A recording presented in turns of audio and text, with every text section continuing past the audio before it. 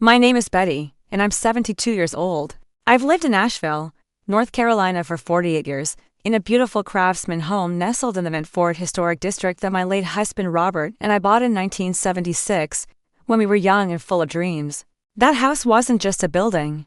It was every memory of our marriage, every holiday dinner, every milestone celebrated, every moment of joy and sorrow that made up our life together. The day my son demanded his inheritance, I never imagined it would lead to a foreclosure sign on my lawn. This isn't just a story about money. It's a heartbreaking tale of betrayal, of how one family member's greed shattered a lifetime of dreams, and how the legal system failed to protect a trusting mother from her own child.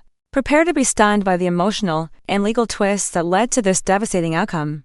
Because what happened to me could happen to anyone who loves their children, enough to trust them with everything. It started on a warm September afternoon, 3 years ago. I was in my garden, tending to the roses Robert had planted the year before he died. Roses were his pride and joy, and keeping them alive felt like keeping a piece of him with me. I was pruning the climbing roses along the back fence when my son Brandon pulled into the driveway, in his expensive BMW, the one I'd helped him buy 2 years earlier by co-signing a loan he promised to pay back but never did. Brandon was 46 years old, my only child, a sales executive at a pharmaceutical company in Charlotte. He was divorced, no children, and had always lived beyond his means in ways that worried me but that I tried not to judge. He was my son. I wanted to believe the best of him, even when evidence suggested I shouldn't.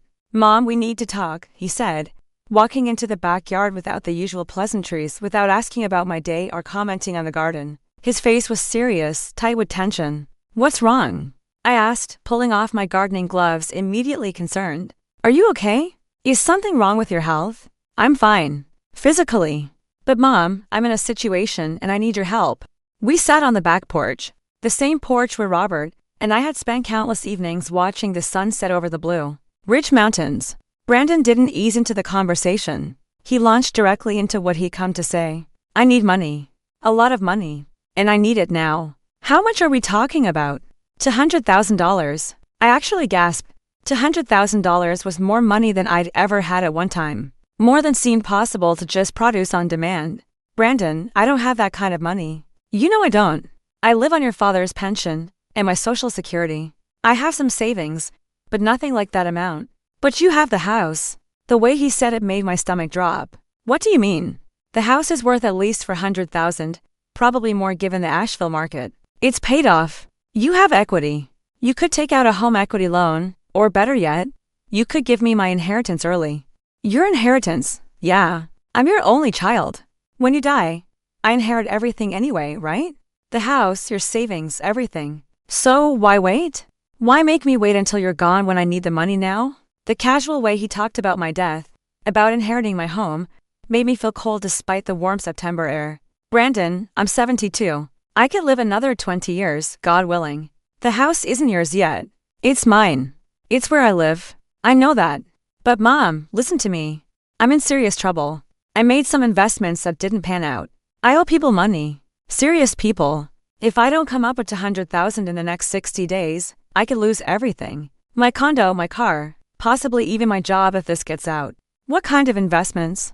Who do you owe money to?" He waved his hand dismissively. "It's complicated. Business stuff you wouldn't understand. The point is, I need help. You're my mother. You're supposed to help me." There it was. The guilt trip. The manipulation disguised as filial obligation. "Brandon, even if I wanted to help, I don't know how. I can't just produce $100,000. "Yes, you can. Take out a home equity line of credit. The bank will give it to you easily with a house like this. You don't even have to give me the full amount, just enough to get me through this crisis. And I'll pay you back. I swear, Mom. Once I get back on my feet, I'll pay back every penny." I should have said no right then. Should have told him that his financial problems weren't my responsibility, that at 72 I couldn't risk my home and security to bail him out of bad decisions. But he was my son, my only child, and the panic in his eyes seemed real. "Let me think about it," I said. "There's no time to think. I need an answer now. Today. Brandon, you're asking me to mortgage my home, the home your father and I built our life in. I need time to consider this, to talk to my financial advisor to understand what I'd be risking." His expression hardened. "Your financial advisor?" "Mom, you don't have a financial advisor. You have a bank account in the house. This isn't complicated. You either help your son or you don't. You either care about me or you don't. That's not fair. What's not fair is having a mother with assets who refuses to help when her son is desperate. What's not fair is me struggling while you sit in this big house all alone. What's not fair is you treating me like I'm some stranger asking for a handout instead of your own flesh and blood. I felt tears prick my eyes. The manipulation was working. He knew exactly which buttons to push, exactly how to make me feel guilty for even hesitating. I need to think, I repeated, but my resolve was already weakening. Over the next week, Brandon called me every single day. Sometimes multiple times a day. The pressure was relentless. He'd alternate between begging and guilting, between promises and threats. Mom, please, I'm desperate. You're the only person who can help me. Mom, time is running out. If you don't help me, I don't know what I'll do. Mom, Dad would have helped me. Dad would have done anything for me. Why won't you? That last one especially hurt. Using Robert against me, suggesting he'd be disappointed in my hesitation, was a low blow that Brandon knew would land. I called my friend Margaret, who I'd known since Robert and I first moved to Asheville. Margaret had always been financially savvy, had worked as a bookkeeper before retiring. Don't do it, she said immediately when I explained the situation. Betty, this is a terrible idea. You're 72 years old. You can't afford to take on debt at your age. And Brandon has a history of not paying people back. You co-signed for his car and ended up making payments for 6 months when he forgot. This is your home we're talking about, but he's my son. What if he really is in trouble? Then he needs to deal with the consequences of his own choices. You didn't make bad investments. You didn't borrow money from serious people as he put it. He did. And now he wants you to risk everything to fix his mistakes. I knew she was right. Logically, intellectually, I knew everything she was saying made perfect sense. But emotionally, I couldn't shake the image of my son desperate and afraid, possibly losing everything because I refused to help. Brandon showed up at my house again, 2 weeks after his initial request. This time he brought paperwork. I've already done the legwork, he said, spreading documents across my kitchen table. I contacted 3 lenders, who work with reverse mortgages and home equity lines of credit. This one, he pointed to a specific packet, is the best deal. They'll give you a line of credit for $250,000 against the house. You only have to take out what you need. The interest rate is reasonable, and you don't have to make payments until you sell the house or pass away. A reverse mortgage. I'd heard about them but never really understood how they worked. Brandon, I don't know about this.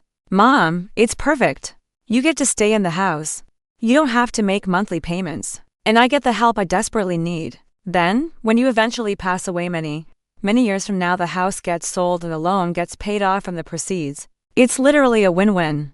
But doesn't that mean there will be less for you to inherit? I don't care about that. I care about surviving the next 60 days. Please, Mom. I'm begging you. I looked at the paperwork, the dense legal language that I couldn't fully understand. I need to have someone review this. A lawyer, or there's no time for lawyers, Mom. Don't you trust me? I'm your son. I researched all of this. I wouldn't steer you wrong. Famous last words. Against every instinct, against the advice of my friend Margaret, against the small voice in my head screaming that this was a mistake, I signed the paperwork. Brandon had brought a notary with him conveniently, and within an hour, I committed my home as collateral for a reverse mortgage. That would give my son $200,000. Thank you, Mom, Brandon said, hugging me tightly. You saved my life. I swear I'll pay this back. Every penny. You'll see. This is just temporary. The money was dispersed within 2 weeks. Brandon took the full $200,000 immediately, even though he claimed he might not need all of it. When I asked what happened to the extra $50,000 the lender had approved, he said he'd invested it to make back what he lost. That should have been my first major red flag. But I was already committed, already signed on the dotted line, already trusting that my son wouldn't betray me. For the first few months, everything seemed fine.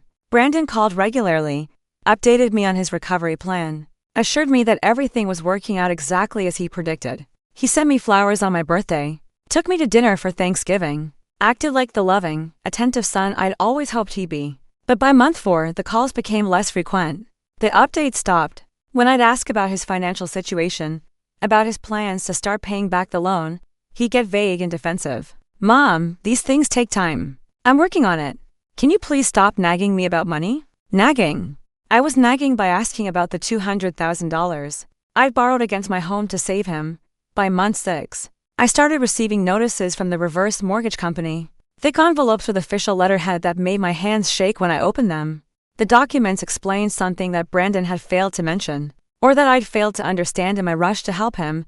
Reverse mortgages require the homeowner To maintain the property, pay property taxes, and keep up homeowners insurance. I've been doing all of that, so I wasn't worried initially. But then I read further. The loan had a balloon payment structure. While I didn't have to make monthly payments, interest was accruing rapidly. The $200,000 I'd borrowed was now to $118,000. After just 6 months, and it would keep growing, compounding, eating away at the equity in my home. More concerning, there were clauses I didn't remember seeing or understanding. Clauses about the loan becoming due immediately under certain circumstances. Clauses about default that seemed designed to trap people like me who didn't fully understand what they were signing. I called Brandon, panicked. Did you know about the interest rates? Did you know how fast this loan grows? Mom, all loans have interest. That's how lending works. But it's compounding. In 5 years, I could owe $300,000 or more on a $200,000 loan. Then we'll deal with it in 5 years. Right now, I need you to stop freaking out. Everything is under control. But everything was not under control.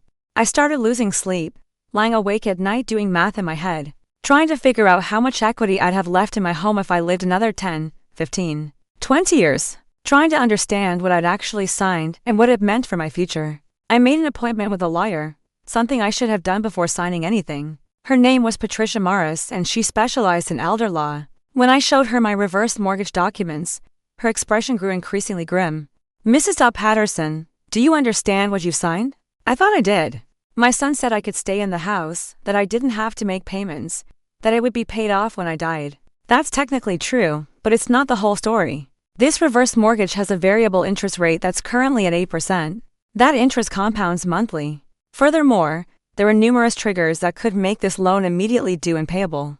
What kind of triggers? If you fail to pay property taxes or insurance, the loan becomes due. If you're absent from the home for more than 12 consecutive months, even if you're in assisted living or with family, the loan becomes due. If the property falls into disrepair, the loan becomes due. And here's the most concerning part.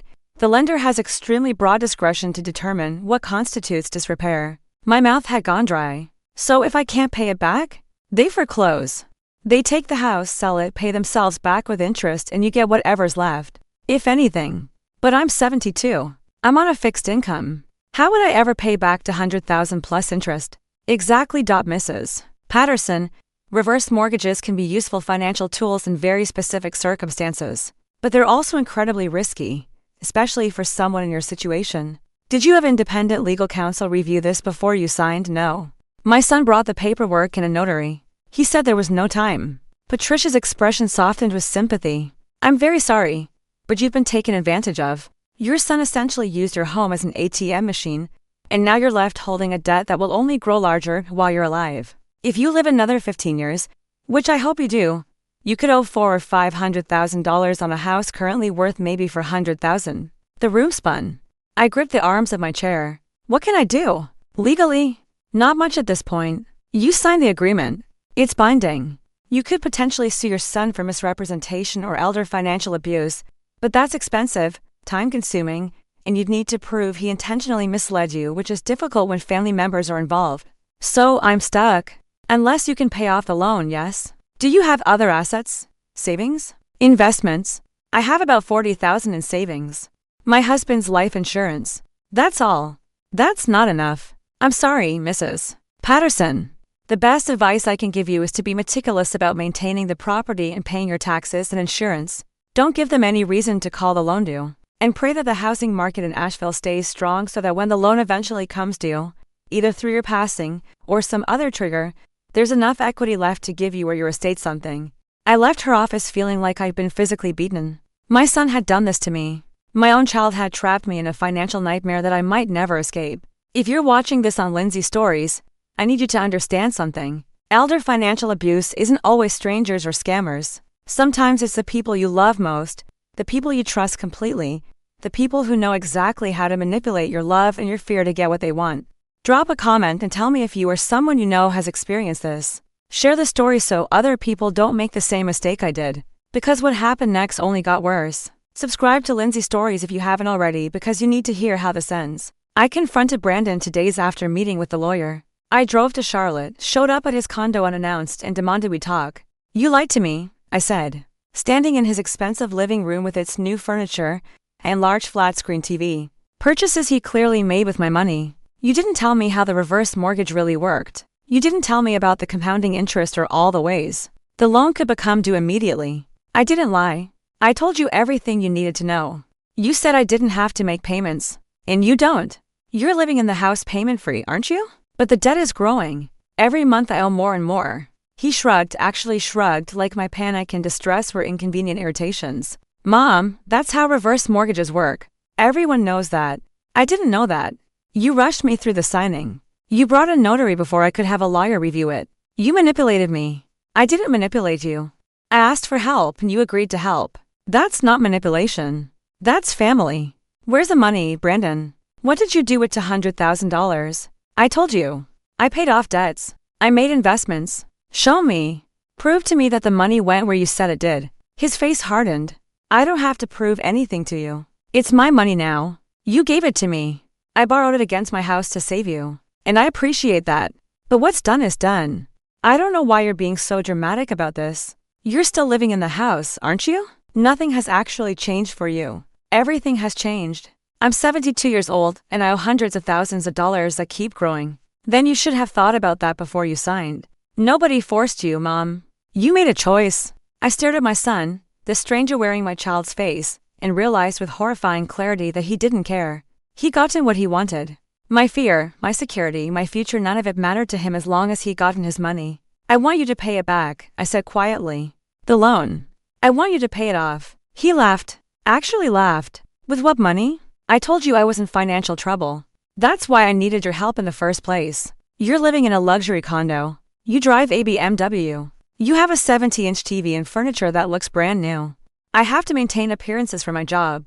And those purchases were investments in my career. You bought a TV with money I borrowed against my home. You're being ridiculous. I'm not having this conversation anymore. If you're upset about the reverse mortgage, talk to the bank. It's not my problem. I left his condo feeling like I'd lost my son, not to death, but to something worse, to greed and selfishness and a complete absence of basic human decency. The next 18 months were a slow-motion nightmare. I did everything Patricia, the lawyer, had advised. I maintained the property meticulously, even though I was 73 now, and the physical work of yard maintenance was getting harder. I paid my property taxes on time, though it meant dipping into my savings. I kept my insurance current, though the premiums kept rising. And every month, I watched the loan balance grow. $230,000, $250,000, $275,000. The interest compounding relentlessly, eating away at my equity like termites in wood. Brandon stopped calling, stopped visiting. When I tried to reach him, he let it go to voicemail. When I texted, he responded with brief, dismissive messages. Busy with work. Can't talk right now. I'll call you later. He never did. I felt utterly alone. Robert was gone. Brandon had abandoned me. My friends tried to be supportive, but there was only so much they could do. Margaret brought me casseroles and sat with me while I cried, but she couldn't fix the financial catastrophe I'd created by trusting my son. Then came the letter, the one that destroyed what little hope I had left. It arrived on a Tuesday in March, a thick envelope from the reverse mortgage company with bold red letters, notice of default. I opened it with shaking hands. The language was dense and legal, but the message was clear. I was in default on my loan. The property taxes for the previous year had not been paid, which constituted a violation of the loan agreement. I had 30 days to cure the default by paying the overdue taxes plus penalties, or the loan would be called due immediately, and foreclosure proceedings would begin. But I had paid my property taxes. I had the canceled check to prove it. I pulled out my records, found the payment confirmation, and called the reverse mortgage company immediately. There's been a mistake, I told the customer service representative. Your notice says I didn't pay my property taxes, but I did. I have proof. Please hold while I review your account. 5 minutes of hold music. Then, Mrs. Patterson, I'm showing that the payment you made was returned for insufficient funds. That's impossible. I have money in my account. According to our records, the check was returned by your bank on January 15th. January 15th. I tried to remember what had happened in mid-January. And then it came to me I'd had to have emergency dental work done. A root canal and crown that had cost nearly $3,000. My dentist had cashed the check immediately, and it must have cleared before my property tax check, leaving insufficient funds. I'd been so focused on the dental pain and the unexpected expense that I'd never checked to see if the tax check had cleared. I just assumed it had. Can I pay it now? Can I fix this? You'll need to pay the full property tax amount, plus a 10% penalty, plus our processing fee for the return check. The total is $8,947, and it must be paid within 30 days to cure the default. I had about $32,000 left in savings. Paying this would take nearly a third of what remained. I paid it. Sent a cashier's check overnight. Called to confirm receipt. Did everything I could to fix the situation. But the damage was done. Because buried in the reverse mortgage agreement in language I'd never fully understood when I signed was a clause that said any default, even if cured, gave the lender the right to demand immediate repayment of the entire loan. They exercised that right 30 days later. The letter was short and devastating, due to default on the loan agreement. The full balance of $289,645.18 is now due and payable. You have 60 days to remit payment in full or foreclosure proceedings will begin. $290,000. Due in 60 days. Money I didn't have and could never get. I called Brandon. Left desperate voicemails, please. Please help me. They're going to foreclose on the house. I need you. I need help. He didn't call back. Not that day. Not the next. Not ever. I called the reverse mortgage company, begged for options. They were sympathetic but firm. The loan was due. If I couldn't pay it, they'd foreclose. Could I sell the house and pay off the loan that way? You could try, but the Asheville market has been volatile, and you'd need to sell quickly. If you can't close within 60 days, we'll proceed with foreclosure. I listed the house immediately, priced it out for $125,000, hoping to sell quickly while still having enough after paying off the loan to have something left over, maybe enough to rent a small apartment somewhere to have a little cushion. But the market had shifted. The housing boom in Asheville had cooled. Buyers were scarce. Days turned into weeks with no offers. My realtor kept suggesting we lower the price, but every reduction meant less money left over for me. 40 days into the 60-day deadline, I got my first offer, $350,000. If I accepted after paying off the loan and realtor fees, I'd walk away with maybe $40,000. Combined with what was left of my savings, I'd have about $60,000 total to somehow rebuild my life at 73 years old. But it was better than nothing. I accepted the offer. The sale was scheduled to close on day 58, cutting it incredibly close, but still within the deadline.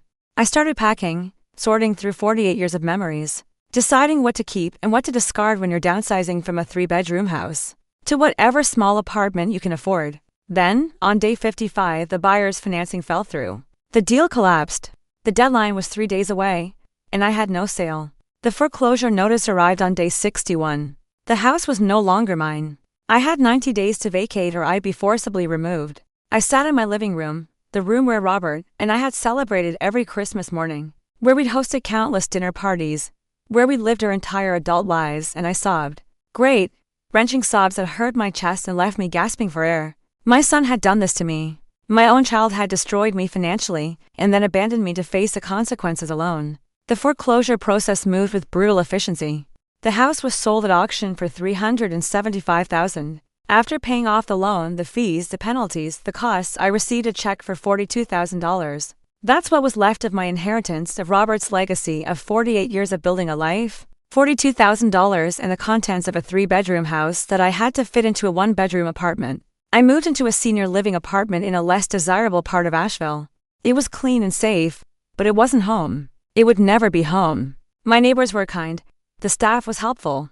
But every day I woke up in that small apartment instead of the house I loved, I felt the loss like a fresh wound. Brandon never called. Never checked to see if I was okay. Never asked where I was living or if I needed anything. He'd gotten his $100,000, and I'd been erased from his life as completely as if I'd never existed. I tried to track down how he'd spent the money, driven by some masochistic need to know what my house had been sacrificed for. Through mutual acquaintances and some internet research, I pieced together a picture that made the betrayal even more painful. He'd bought a boat, a 45-foot yacht that he kept at a marina in Charleston. He'd taken an expensive vacation to Europe with a woman he was dating. He'd invested in a friend's restaurant that went bankrupt within a year. He'd bought more furniture, more electronics, more toys for a lifestyle he couldn't afford without destroying his mother's security. There were no serious people he owed money to. No legitimate debts. No crisis that required immediate rescue. Just greed.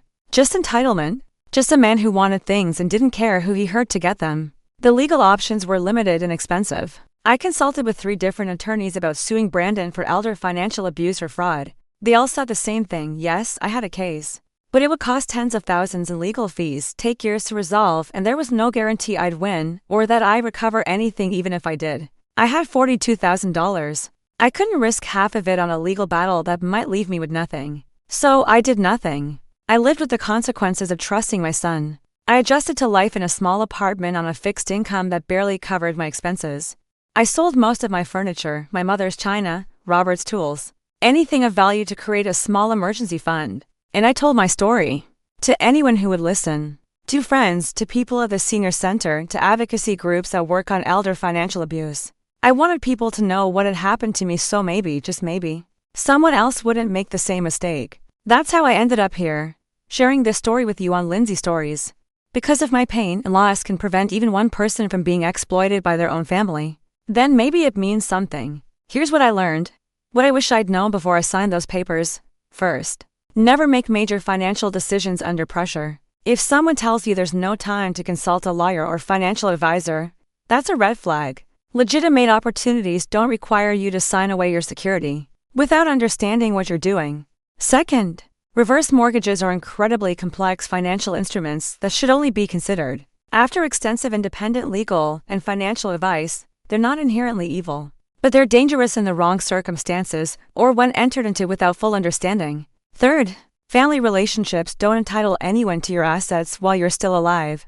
Adult children are not owed early inheritance. If they're in financial trouble, they need to solve it themselves or face the consequences of their choices. Your security in old age is more important than bailing out an adult child who made poor decisions. Fourth, document everything. If you do help family financially, get it in writing. Make it a formal loan with repayment terms. Protect yourself legally because love and trust aren't enough when money is involved. And finally, the most painful lesson, the people you trust most can hurt you the worst.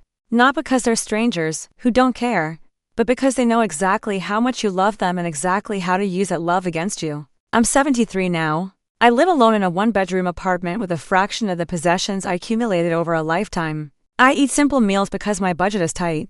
I don't travel or have luxuries. I watch my pennies because that $42,000 has to last me the rest of my life, however long that may be. Brandon lives in his condo, drives his BMW, and presumably sleeps well at night despite having destroyed his mother's life. I haven't spoken to him in over a year. I doubt I ever will again. But here's the thing about survival, you're either doing it or you're not. And I'm still here. I'm still standing. I lost my house, but I didn't lose myself. I lost my son's respect and love, but I didn't lose my own dignity. Every morning I wake up in that small apartment, and I choose to keep going. I've made friends in my building. I volunteer at a local food bank. I tend a small container garden on my balcony with roses I propagated from the ones Robert planted, keeping that connection to him alive. I'm rebuilding. Not the life I had that's gone forever, but a life, something smaller but still mine. Something that Brandon can't take from me because it's not built on property or money or things. It's built on resilience and the stubborn refusal to let his betrayal be the end of my story. If you're watching this on Lindsay Stories and you're dealing with family financial pressure, please learn from my mistake. Protect yourself. Get legal advice. Don't let love make you vulnerable to exploitation. Your security matters. Your future matters. You matter. Share this story. Comment with your own experiences. Subscribe so you can help spread awareness about elder financial abuse. Because the only way we stop this from happening is by talking about it, by warning each other, by refusing to stay silent out of shame or embarrassment. My name is Betty. I'm 73 years old. My son demanded his inheritance early, and now I live in a one-bedroom apartment instead of the home I loved for 48 years. But I'm still here. I'm still fighting. I'm still finding reasons to smile and things to be grateful for. Because surviving isn't just about having money or property. It's about having yourself. And that, at least, I've managed to keep. Don't let anyone, not even family, take that from you. That's my story. That's my warning. That's my message of hope wrapped in heartbreak. Learn from it. Share it. And protect yourselves and the people you love. That's everything. The aftermath of losing my home wasn't just financial, it was the unraveling of my entire identity. For 48 years, I've been Betty Patterson who lives in that beautiful Craftsman on Montfort Avenue. I've been the woman with the rose garden, the house where neighborhood kids sold Girl Scout cookies because they knew I'd buy 6 boxes, the place where friends gathered for book club every third Thursday. Now I was Betty Patterson in apartment 3C at Meadowbrook Senior Living. No garden except for pots on a narrow balcony. No room for hosting. No identity beyond another elderly woman living alone in subsidized housing, watching her savings dwindle month by month. The first weeks in the apartment were the hardest. I'd wake up disoriented, forgetting for those precious few seconds of half-consciousness that I wasn't in my bedroom with Robert's picture on the nightstand, and the morning sun coming through the windows we'd chosen together at the hardware store in 1978. Then reality would crash back, and I remember, the house was gone. Brandon had taken it, and I was here, in this sterile box that smelled like industrial cleaning products and other people's cooking. I unpacked slowly, unable to face all my belongings at once. Each item carried memories that hurt too much to revisit in bulk. Robert's favorite chair that had sat by our fireplace for 20 years. I'd had to sell it because it wouldn't fit in the apartment. My mother's dining table where 3 generations had shared meals sold. The guest bed where friends had slept when they visited from out of town sold. Box after box of things that have made a house a home, reduced to entries on Craigslist and Facebook Marketplace, bought by strangers who'd never know their history. What I could keep, I arranged carefully in the small space. Robert's picture went on my nightstand in the bedroom. The roses I propagated went on the balcony in ceramic pots I bought at a dollar store. My mother's quilt, the one thing I'd refused to part with no matter how impractical, went on my bed. Small touchstones of the life I'd lost, arranged around me like protective talismans against complete despair. Margaret visited often in those early months, bringing food and companionship and fierce anger on my behalf. "You should sue him," she'd say every time. "Betty, what he did was elder abuse. It's illegal. He manipulated you, took advantage of your trust and left you destitute. There has to be legal recourse." I talked to 3 lawyers, I'd remind her. They all said the same thing. "Yes, it's abuse. Yes, I have a case.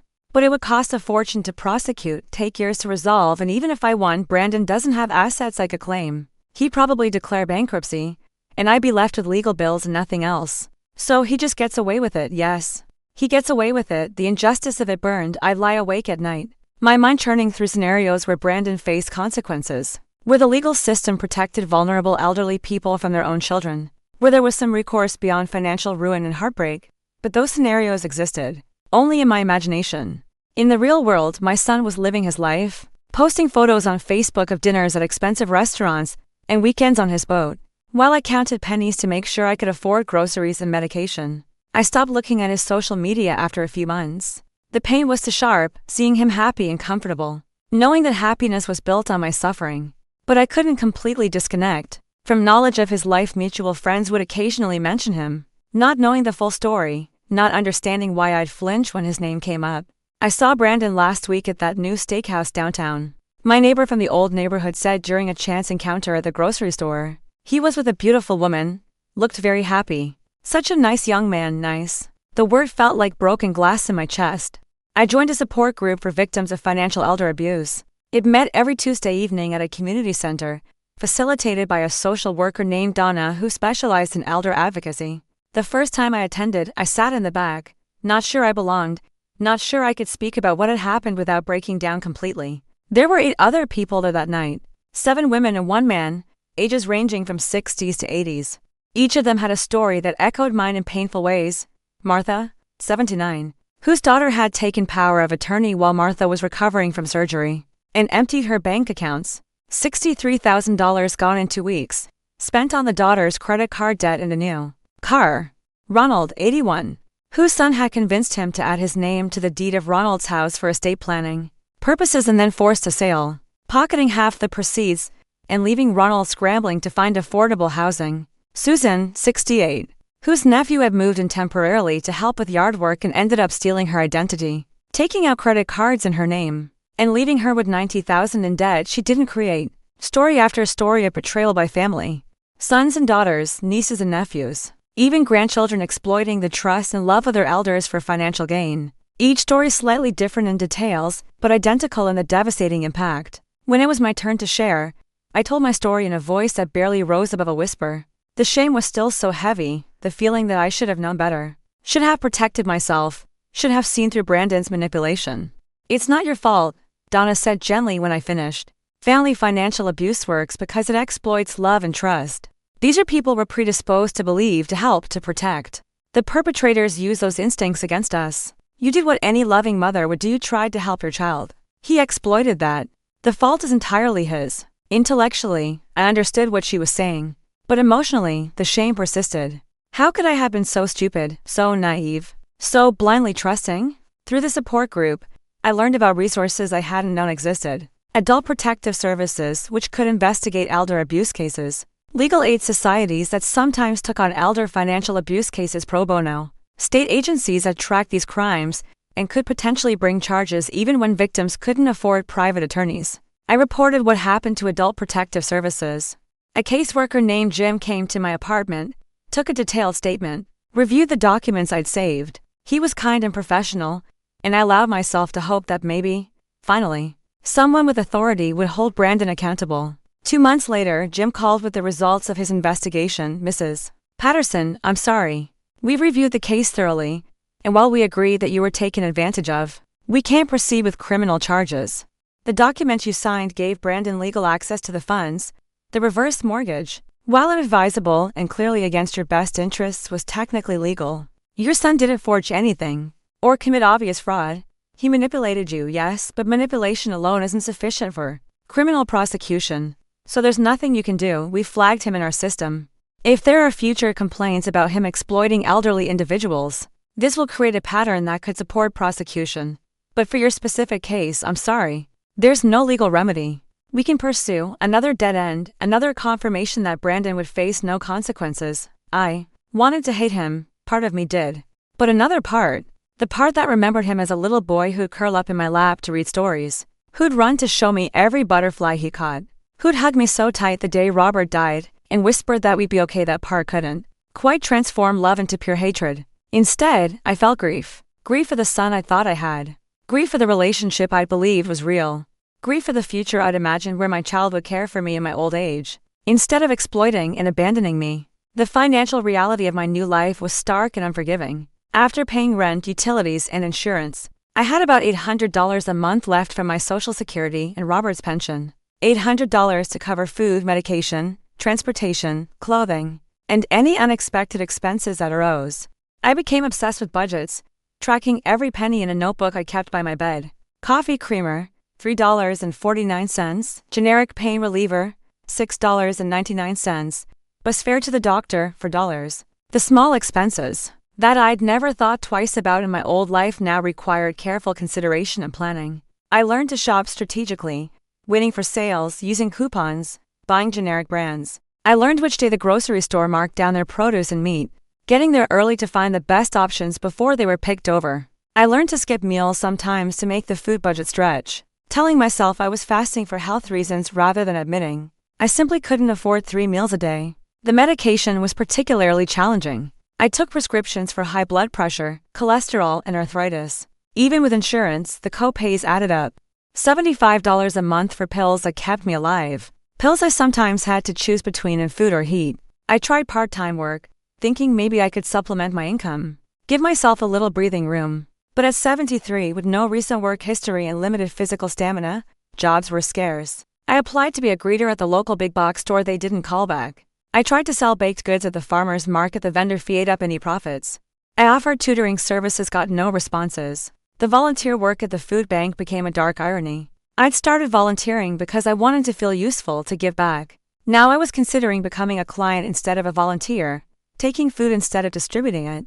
The shame of that potential role reversal kept me from making the request, even when my cupboards were nearly bare. Pride is expensive when you're poor, but it was one of the few things I had left. My health started declining in ways I attributed partly to stress and partly to inadequate nutrition. I developed anemia. My blood pressure became harder to control. My arthritis worsened from the constant tension of financial anxiety. I looked older then. 73. The stress aging me in ways that time alone hadn't managed. Friends commented on it. Betty, you look so tired. Are you taking care of yourself? How do you explain that taking care of yourself requires resources you don't have? That eating well and managing stress and getting adequate rest are luxuries when you're counting pennies and losing sleep over whether you can afford your medication next month. I attended a financial literacy workshop at the senior center, hoping to learn strategies for stretching my limited income. The instructor was well-meaning, offering advice about saving 10% of your income, building an emergency fund, investing for the future. I laughed, actually laughed out loud during the presentation. The instructor paused, looked at me quizzically. I'm sorry, I said. But 10% of $800 is $80. If I save that every month, I'd have less than $1,000 saved in a year, which would be wiped out by a single unexpected expense. And I'd have to somehow live on $720 a month to save it, which is mathematically impossible given my expenses. Your advice is for people who have money. It doesn't apply to people like me. The instructor looked uncomfortable. Other attendees nodded. In recognition. We were all in the same boat, too old to substantially change our financial situations, too poor to implement advice designed for middle-class stability, too proud to fully accept how precarious our positions had become. After the workshop, a woman named Helen approached me. She was 81, living in the same apartment complex I was, and she'd heard me laugh at the presenter's advice. "I saw your son's boat online," she said quietly. "I heard about what happened. I'm so sorry." "How did you know?" "Everyone knows, dear. It's a small community. And what happened to you, it resonates. Most of us know someone who's been taken advantage of by family. Some of us are living it ourselves. We started having coffee together every Wednesday morning. Helen had her own story of betrayal, grandchildren who had stolen her jewelry and sold it, family heirlooms worth thousands that were pawned for drug money. She understood the particular pain of being victimized by people you love. "The hardest part isn't the money," she said during one of our coffee sessions. "It's the loss of trust. Not just trust in them, but trust in yourself. You start questioning every judgment you've ever made, every relationship you thought was real. If you were so wrong about this, what else were you wrong about?" She'd articulated exactly what I'd been feeling but couldn't put into words. The self-doubt was corrosive, eating away at my confidence in ways that went far beyond the financial loss. Through Helen and the support group in the community at Meadowbrook Senior Living, I slowly began to rebuild something resembling a life. Not the life I'd had that was gone forever, but a life, smaller, more cautious, marked by loss but not defined entirely by it. I celebrated my 74th birthday in my apartment with Margaret, Helen, and to other friends from the building. We had cake from the grocery store, bakery, and cheap wine. And I tried not to think about the birthday parties I'd hosted in my house, the big gatherings of friends and family in rooms that no longer belonged to me. "Have you heard from Brandon?" Margaret asked gently, knowing it was painful but also knowing I needed someone to acknowledge the elephant in the room. "No. Not a word since the foreclosure. He's completely cut me off. Maybe that's for the best, maybe. But it still hurts. Even after everything he did. It still hurts that my own son can just write me off like I don't exist." The second year after losing the house was, in some ways, harder than the first. The initial shock had worn off. The numb autopilot that had gotten me through those early months had faded, and I was left with the reality of this being my permanent situation. Not a temporary crisis to survive until things got better. This was it. This was my life now. Until I died, this would be my existence: a small apartment, a tight budget, limited options, and the constant anxiety of one unexpected expense destroying what little stability I'd managed to create.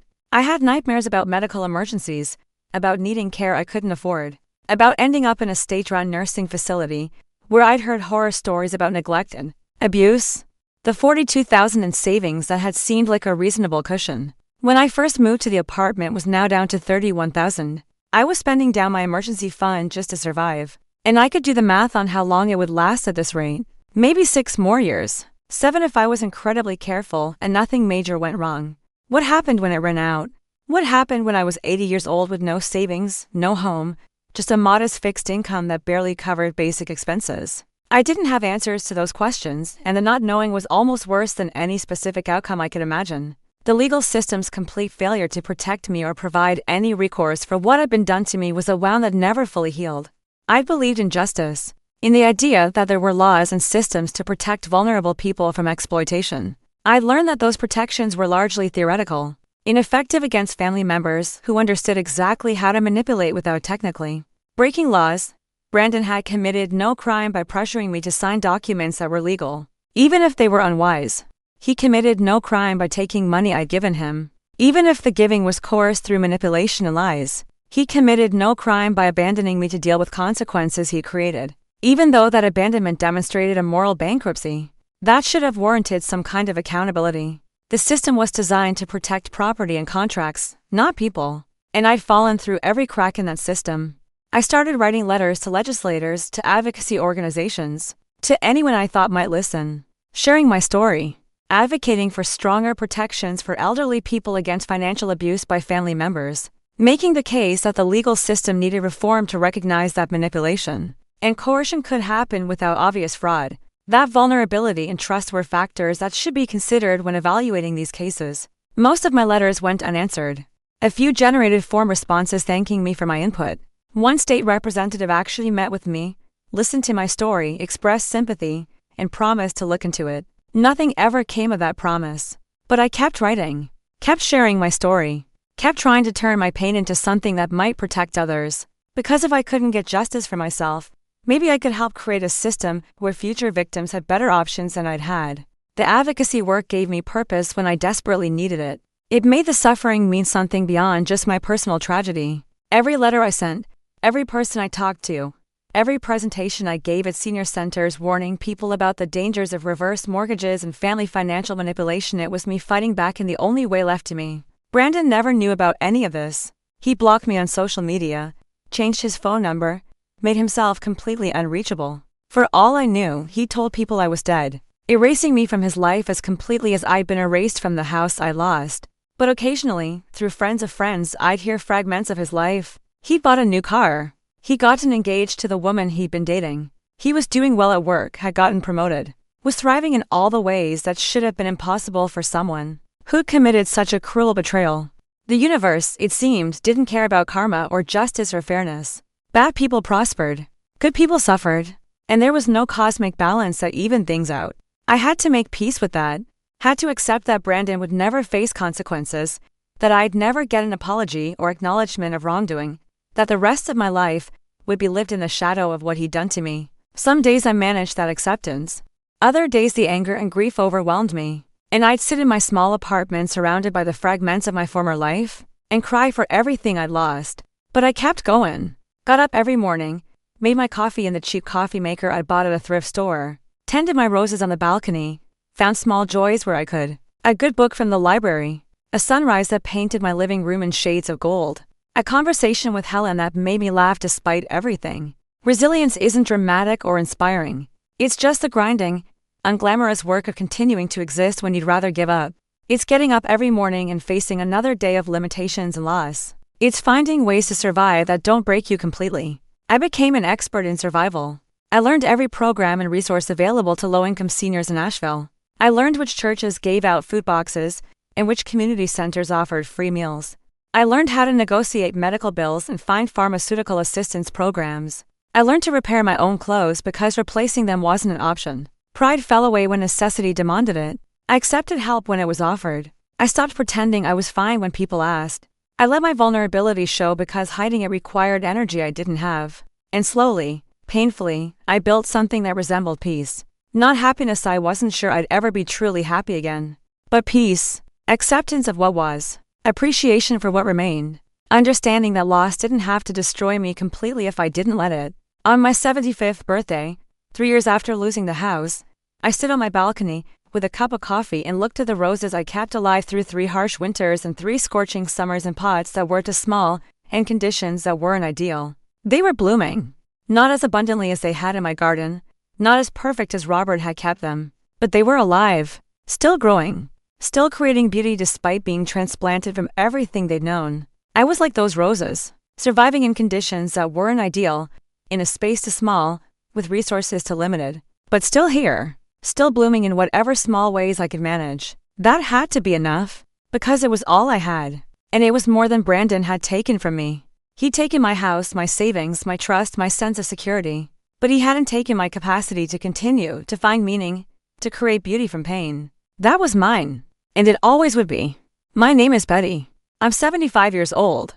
I live in a 1-bedroom apartment with $31,000 in savings and a budget so tight it doesn't allow for error. My son destroyed my financial security, my home, and my trust. But he didn't destroy me. I'm still here, still fighting, still finding ways to survive and, on good days, to thrive. If my story can help even one person avoid my mistakes, if it can inspire someone to protect themselves from family financial manipulation, if it can create awareness about the epidemic of elder financial abuse that happens every day across this country, then maybe, just maybe, my suffering means something beyond just my personal tragedy. Share this story. Learn from it. Protect yourself and the people you love, because the people who hurt us most are often the ones we trust most completely, and that trust, once broken, can never be fully repaired. But survival is still possible. Life is still possible. Even in the ruins of everything you thought you had, there are still possibilities for creating something new. It won't be what you planned. It won't be what you wanted. But it can still be something. And sometimes that's enough. That's everything. What I haven't told you yet, what I've been building toward, is that this story doesn't end with quiet acceptance and peaceful roses blooming on a balcony. Because 6 months ago, something happened that changed everything. Not in the way you might hope. There was no fairy tale justice, no sudden inheritance, and no Brandon showing up with an apology and a check. Real life doesn't work that way. What happened was this: I got a phone call from a woman named Jessica. She identified herself as Brandon's fiancée, the woman I'd heard he was engaged to, the woman whose face I'd glimpsed in photos that mutual acquaintances had shown me. "Mrs. Patterson," she said, her voice shaking, "I found your number in Brandon's old contacts. I hope it's okay that I'm calling. I need to talk to you about him." Every instinct told me to hang up, to protect myself from whatever new pain this conversation might bring. But curiosity, or maybe some masochistic need to know, kept me on the line. "What about him? He did to me what he did to you. Maybe not exactly the same, but close enough. And I thought you should know." She told me her story over the course of an hour, interrupted by tears and long pauses where she struggled to speak. Brandon had convinced her to invest in one of his business opportunities. She'd given him $75,000 from the sale of property she'd inherited from her grandmother. He promised to double it within a year. Instead, the money had disappeared into the same black hole that had consumed my $200,000. I kept asking for updates, for documentation, for proof of where the money went. He'd get angry, defensive, tell me I didn't trust him. Then last month I found out he'd spent it. On the boat. On the European vacation I thought he paid for. On maintaining a lifestyle he couldn't actually afford. He lied to me for months. And when I confronted him, when I demanded he pay me back, he ended our engagement and blocked me. My heart ached for her, this stranger who'd been victimized by the same man who'd destroyed me. "I'm so sorry. I know how you feel. That's why I'm calling. I want to sue him. I want to hold him accountable. But my lawyer says it'll be expensive and difficult, and there's no guarantee I'll win." She suggested I find other victims, build a pattern of behavior, maybe file as a class action, or at least use multiple claims to strengthen the case against him. "You want me to join you? I know it's a lot to ask. I know you've already been through so much. But Mrs. Patterson, if we don't stop him, he's going to keep doing this. He's going to find another woman, another vulnerable person who trusts him, and he's going to destroy them the way he destroyed us." She was right. I knew she was right. But the thought of going through legal proceedings, of dredging up all the pain again, of spending money I couldn't afford on a case I might not win, it was overwhelming. "Can I think about it?" "Of course. But please think seriously. I know 3 other women who've had similar experiences with him. Not as severe as ours, but still manipulation, still financial exploitation. If we band together, if we all file complaints, we might actually have a chance." After we hung up, I sat in my apartment and thought about what she'd said. 3 other women. At least 5 victims total that we knew about, and probably others who hadn't come forward out of shame or fear or exhaustion. Brandon wasn't just someone who'd made a mistake with his own mother. He was a predator, a pattern offender, someone who specifically targeted people who cared about him, who trusted him, who would give him access to their assets based on love and relationship. I called Jessica back the next day. "I'll do it. I'll join your case. Tell me what you need from me." What followed was months of legal preparation, giving depositions, providing documentation, coordinating with the other women who'd been victimized, meeting with lawyers who specialized in fraud and financial exploitation, building a case that was stronger together than any of us could have built alone. The process was exhausting and re-traumatizing. Every meeting, every document review, every discussion forced me to relive the worst period of my life. But it also gave me something I hadn't had before: agency. The feeling that I was fighting back instead of just accepting what had been done to me. We filed our lawsuit 3 months ago.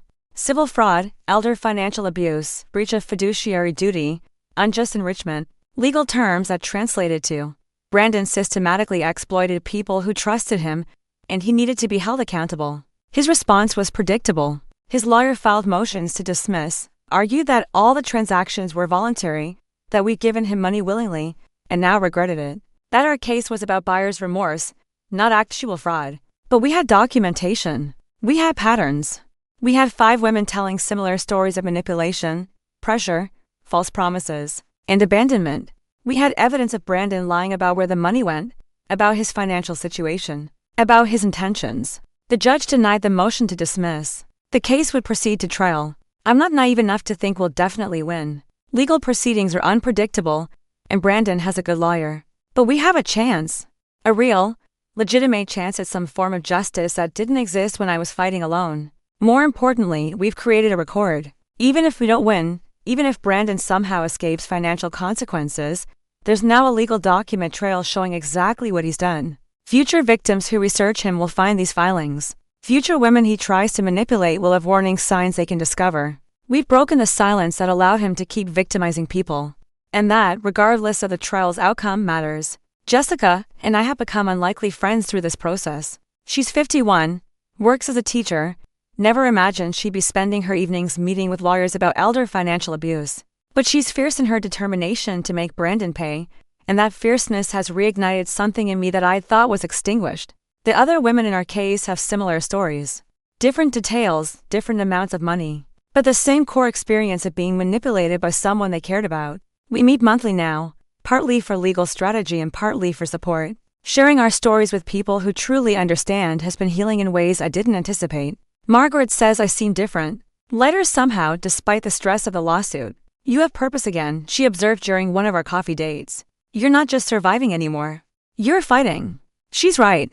The advocacy work I'd been doing, writing letters and giving talks, had been helpful but also somewhat abstract. This legal case is concrete. It's direct action against the person who hurt me. It might not result in getting my house back or recovering all my money, but it's still action. Still resistance. Still refusing to accept what was done to me as just the price of loving my son. The trial is scheduled for 6 months from now.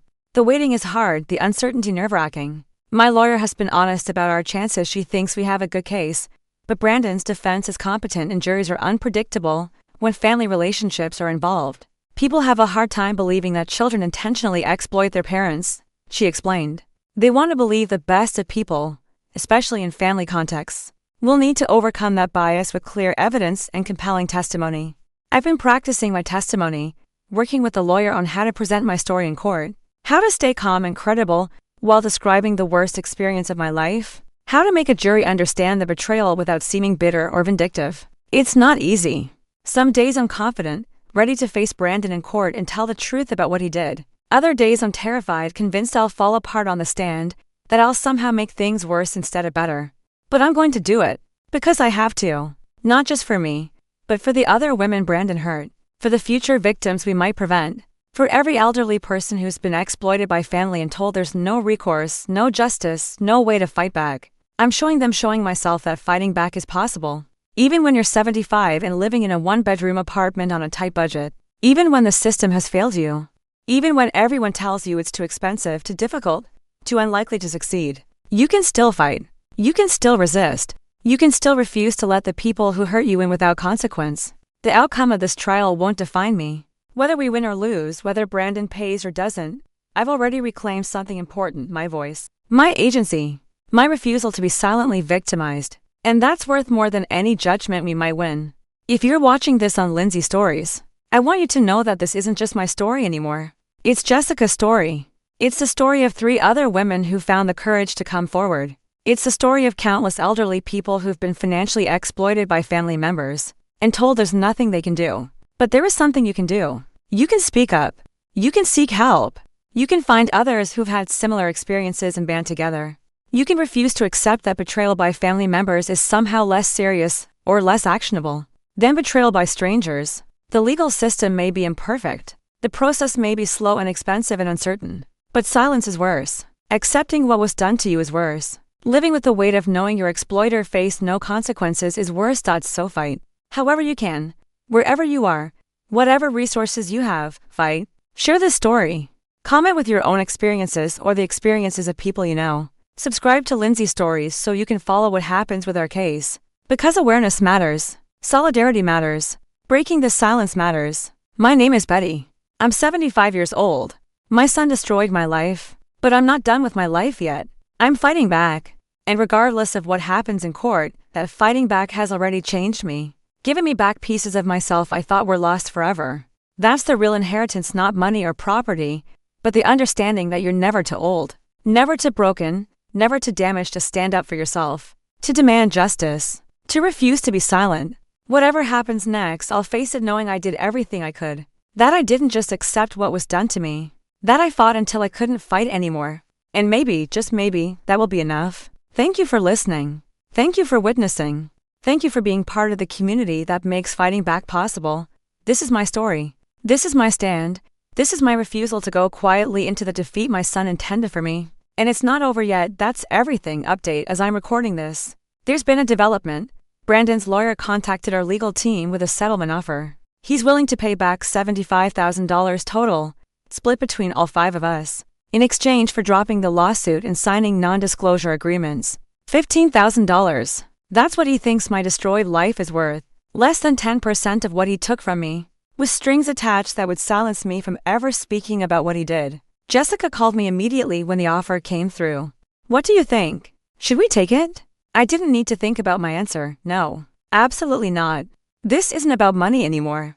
It's about accountability. It's about making sure what he did is on the record. It's about refusing to be bought off with scraps from the table he built with our stolen assets. The other women agreed. We're proceeding to trial. We're refusing to be silenced. We're refusing to let Brandon buy his way out of facing real consequences. Is it risky? Yes. We could lose a trial and end up with nothing. But we'd also be free to tell our stories, to warn others, to create a public record of what he's done. That freedom is worth more than $15,000. And maybe, just maybe, a jury will see through his lies the way we finally have. Maybe justice will prevail in ways I've stopped letting myself hope for. But even if it doesn't, even if we lose, I'll know I fought. I'll know I refused to be bought off. I'll know I chose truth and accountability over easy money and enforced silence. And that choice, that stand, that refusal to go quietly, that's mine. He can't take it from me. The legal system can't take it from me. Whatever happens in court, I keep that. So we go to trial in 6 months. 5 women who trusted the wrong person, who were exploited and abandoned, who found each other in the wreckage and decided to fight back together. Brandon wanted us isolated, ashamed, silent. Instead, we're united, angry, and very, very loud. That's his real legacy. Not the money he stole or the lives he destroyed, but the resistance he created. The community of survivors he inadvertently built by hurting so many people in similar ways. He made us, and now we're coming for him. Watch this space. Subscribe to Lindsay Stories. Follow our journey. Because the story isn't over. The ending hasn't been written yet. And whatever that ending is, it will be one we chose. Not one imposed on us by a son who thought his mother's love and trust were things he could exploit without consequence. We're writing our own ending now, together. And it's going to be one hell of a story. That's everything for now.